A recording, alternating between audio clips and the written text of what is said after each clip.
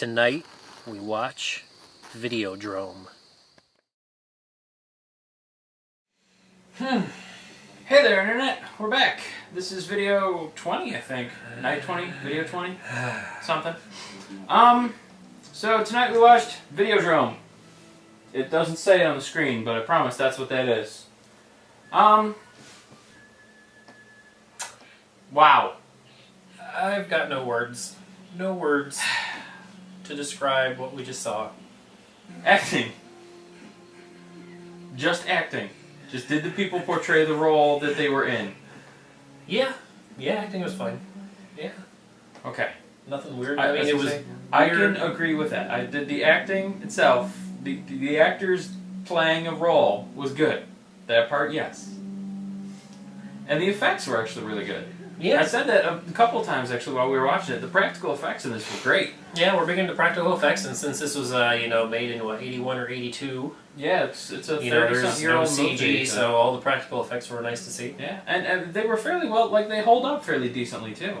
Like as far as practical effects go, I've seen worse in higher budget movies, so it was fairly good. Mm-hmm.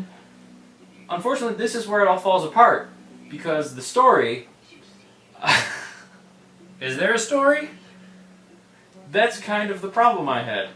I actually legitimately almost fell asleep at least once. Yeah.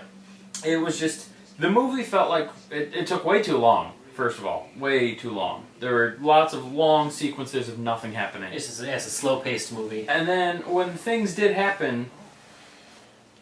It's like, what the fuck? There are movies out there that make you think. Things like Seven, or K-Pax, or other movies that don't come to mind at the second. Science. But that doesn't make you think. That doesn't make you do anything good. But this isn't one of those movies that's confusing in a way that makes you think and makes you ponder things. This is just confusing in a pointless way. Kind of like Lords of Salem we watched recently. We mentioned there was a lot of random pointless scenes. Mm-hmm. And it didn't really mesh and make sense. Well, this was that, but for the whole thing. 5 hours movie or was just a however long the damn mishmash of thing just was. weirdness that doesn't make sense. No.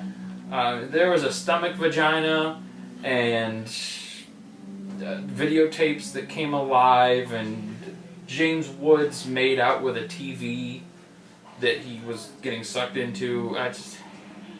I don't know.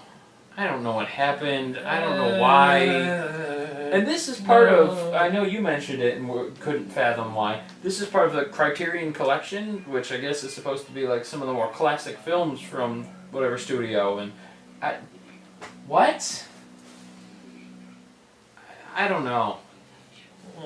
So, that's where I'm going to leave that. Scary. No. Yeah, none of them are. I'm sorry, guys. Weird and what the fuck. Also, I have to say, were you guys purposely just recommending like really fucking weird shit? Like, why? Why this? Why? Did you legitimately find this scary? Is there someone out there who saw this and was scared? I'm sure back in the day, in the early 80s, the imagery of, the practical, like, the weird handgun and I still don't see why stomach that would vagina. scare you. That's just it was weird. something different and kind of gory and something new that they've never seen back then. I think that's what made the movie. I could use that excuse for Hellraiser because it also had the scary themes and story to go with it. This was just fucking weird. I think that's the only reason why this movie is out there, because it's just the imagery. Because the storyline, is he hallucinating? Is he not? What's real? What's not? And if it's real, how the hell did it happen? They never explain. They leave it on, I won't say a cliffhanger, because I'm not like on the edge of my seat trying to figure out what happens next, because I don't care. But they leave it open. Long live the flesh. New flesh. New flesh. Whatever, it doesn't make sense. So... It's not scary. The story doesn't exist. And I'll give it a 3. Like, it was slightly better than some of the really shitty things that we've seen, I guess. But it's still pointless. I was going to give it a 0, but I'm going to give it 1 only because of boobies. See, that's why I say the 3. Well, not just for the boobs, but also the practical effects were cool, and I like James Woods. I'll give it a 1.5 because of boobs and practical effects. I like James Woods. He was cool as Hades, and he's been in other shit too, but that's always what I think of him as. And, I mean, the practical effects were cool, and it looked like at the beginning it was starting off going in a direction that would be interesting, and then it just fucking derailed itself and then ran itself over, and I almost kind of wish it was what I said in the beginning, once Nikki left, even though it never really happened.